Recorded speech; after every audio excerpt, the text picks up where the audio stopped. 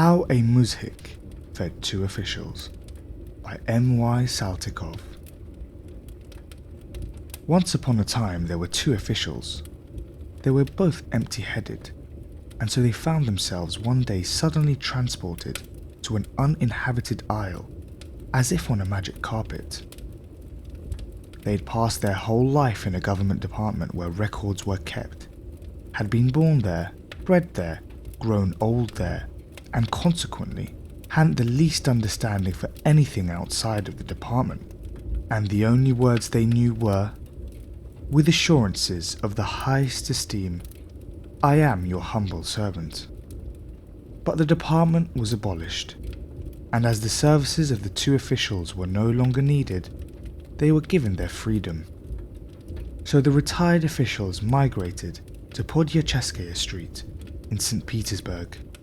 Each had his own home, his own cook, and his pension. Walking up on the uninhabited isle, they found themselves lying under the same cover. At first, of course, they couldn't understand what had happened to them, and they spoke as if nothing extraordinary had taken place. "What a peculiar dream I had last night, Your Excellency," said the one official. "It seemed to me as if I were on an uninhabited isle." Scarcely had he uttered the words when he jumped to his feet. The other official also jumped up. "Good Lord, what does this mean? Where are we?" they cried out in astonishment. They felt each other to make sure that they were no longer dreaming, and finally convinced themselves of the sad reality. Before them stretched the ocean, and behind them was a little spot of earth, beyond which the ocean stretched again. They began to cry, the first time since their department had been shut down. They looked at each other, and each noticed that the other was clad in nothing but his nightshirt, with his order hanging about his neck. "We should really be having our coffee now," observed the one official. Then he bethought himself again of the strange situation he was in, and a second time fell to weeping. "What are we going to do now?" he sobbed.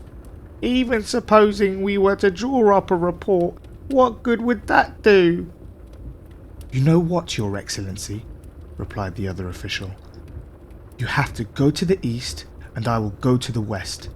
Toward evening we will come back here again, and perhaps we shall have found something." They started to ascertain which was the east and which was the west. They recalled that the head of their department had once said to them, "If you want to know where the east is, then turn your face to the north and the east will be on your right." But when they tried to find out which was the north, they turned to the right and to the left and looked around on all sides. Having spent their whole life in the Department of Records, their efforts were all in vain. "To mind, Your Excellency, the best thing to do would be for you to go to the right and for me to go to the left," said one official, who had served not only in the Department of Records, but had also been a teacher of handwriting in the school for reserves, and so was a little bit cleverer. So said, so done. The one official went to the right. He came upon trees, bearing all sorts of fruits. Gladly would he have plucked an apple, but they all hung so high that he would have been obliged to climb up. He tried to climb up in vain. All he succeeded in doing was tearing his nightshirt. Then he struck upon a brook. It was swarming with fish. "Wouldn't it be wonderful if we had all this fish in Podyacheskaya Street?" he thought, and his mouth watered. Then he entered the woods and found partridges, grouse and hares. "Good Lord, what an abundance of food!" he cried. His hunger was going up tremendously. But he had to return to the appointed spot with empty hands. He found the other official waiting for him. "Well, Your Excellency, how went it? Did you find anything?" "Nothing but an old number of the Moscow Gazette, not another thing." The officials lay down to sleep again, but their empty stomachs gave them no rest. They were partly robbed of their sleep by the thought of who was now enjoying their pension, and partly by the recollection of the fruit, partridges, grouse and hares they had seen during the day. The human papillon, in its original form, flies, swims, and grows on trees. Who would have thought it, Your Excellency? Said the one official. To be sure, rejoined the other official. I too must admit that I had imagined that our breakfast rolls came into the world just as they had appeared on our table. From which it is to be deduced that if we want to eat a pheasant, we must catch it first, kill it, pull its feathers, and roast it. But how's that to be done? Yes, how's that to be done? Repeated the other official. They turned silent and tried again to fall asleep, but their hunger scared sleep away.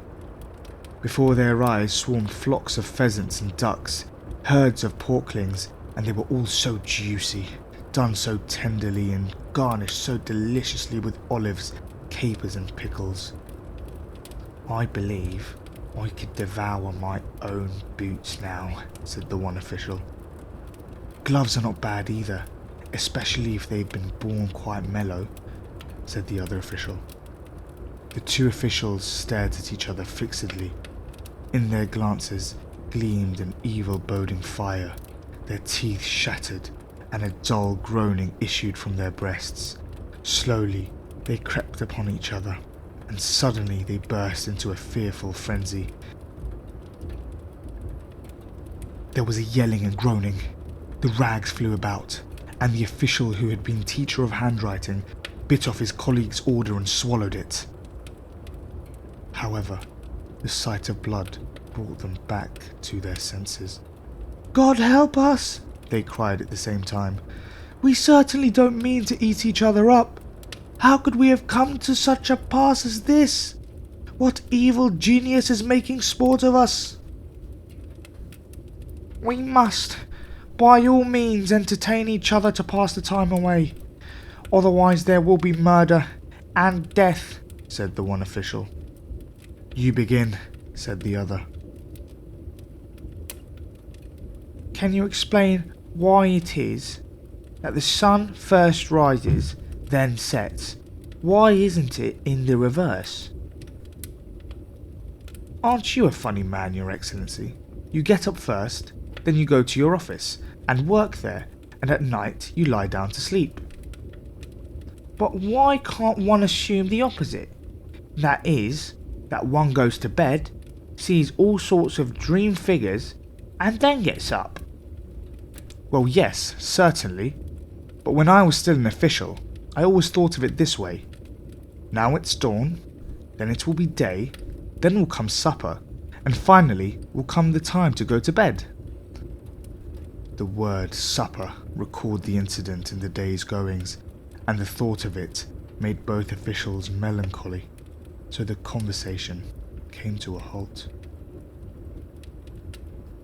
A doctor once told me that human beings can sustain themselves for a long time on their own juices, the one official began again. What does that mean? It's quite simple.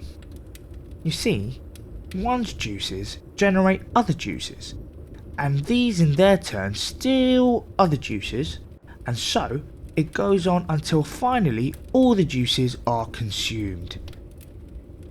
And then what happens? Then food has to be taken into the system again. The devil! No matter what topic the officials chose, the conversation invariably reverted to the subject of eating, which only increased their appetite more and more, so they decided to give up talking altogether. And, recollecting the Moscow Gazette that the one of them had found, they picked it up and began to read eagerly.